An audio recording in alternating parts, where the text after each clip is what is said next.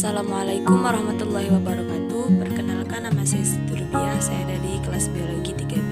Di video kali ini saya akan membahas materi tentang jaringan tumbuhan. Sebelum kita mengetahui lebih jauh tentang jaringan, ada baiknya kita mengetahui apa itu jaringan.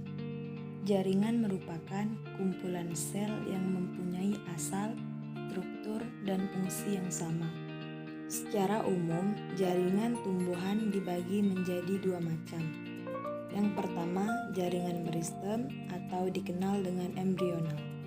Ciri khas dari jaringan meristem yaitu selnya aktif membelah atau disebut sel yang masih muda.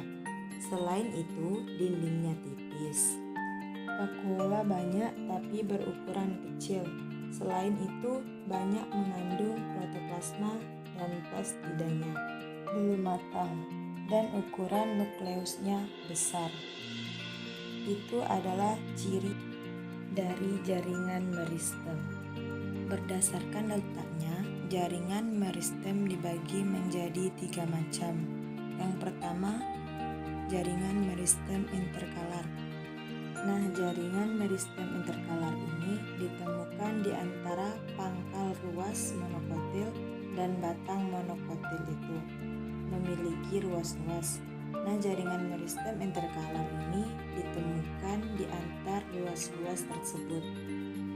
Kemudian yang kedua, jaringan meristem lateral disebut dengan jaringan meristem lateral disebabkan pertumbuhan sekunder atau bertambah diameter suatu batang.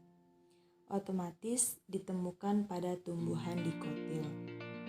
Sebagai contoh, di sini ada kambium, akan aktif membelah ke arah luar maupun ke dalam. Jika membelah ke arah luar berarti akan membentuk filum. Kemudian jika membelah ke arah dalam akan membentuk xilem. Jika pada batang sudah tua, filum dan xilem disebut filum-xilem sekunder. Itu yang disebut dengan meristem lateral adalah yang menyebabkan pertumbuhan sekunder atau diameter batang bertambah lebar. Selain kambium, ada juga velogen atau disebut juga jaringan gabus. Sebetulnya jaringan gabus ini diartikan dari peran epidermis. Jadi epidermis biasanya ditemukan pada jaringan yang masih muda, biasanya tumbuhan yang umumnya panjang. Itu akan digantikan oleh velogen atau gabus. Dan velogen juga akan membelah ke arah luar atau velen dan membelah ke arah dalam atau veloderon. Yang ketiga disebut dengan jaringan meristem apikal atau ujung. Sebagaimana kita ketahui bahwa ujung pada tumbuhan itu ada dua.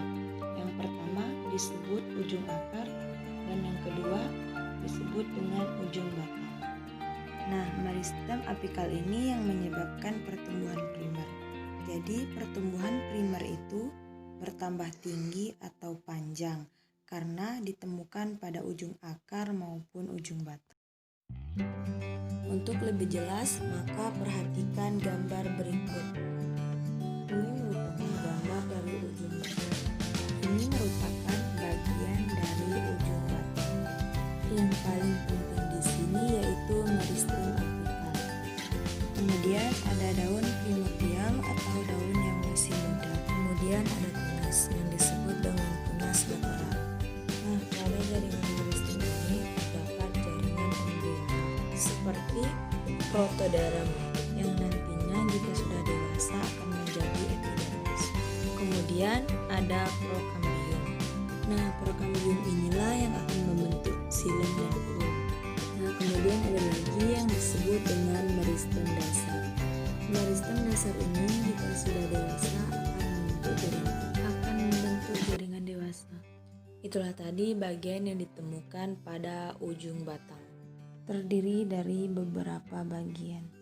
Ini merupakan gambar dari ujung akar atau disebut kalitra. Kemudian meristem apikalnya terletak di sini yang dilindungi oleh tudung akar. Atasnya ada elongasi. yaitu zona pemanjangan, karena sel-selnya berbentuk memanjang. Kemudian di atasnya disebut dengan diferensiasi, karena sel-selnya sudah mengalami diferensiasi. Itulah yang disebut dengan jaringan meristem atau embryonal. Baiklah, ini materi jaringan meristem yang dapat saya sampaikan. Kurang dan lebih saya mohon maaf. Saya akhiri. Wassalamualaikum warahmatullahi wabarakatuh.